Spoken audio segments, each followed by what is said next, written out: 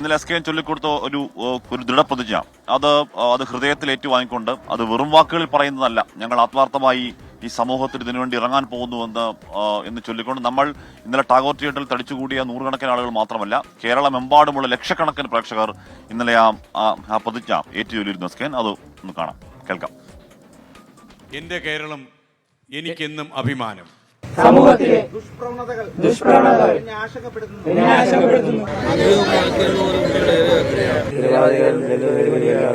ലഹരി മാഫിയയുടെ വ്യാപനം ഞാൻ അറിയുന്നു. ഹോസ്റ്റൽ മുറികൾ ലഹരി സംഭരണ കേന്ദ്രമാകുന്നു. പ്രത്യക്ഷമായോ പരോക്ഷമായോ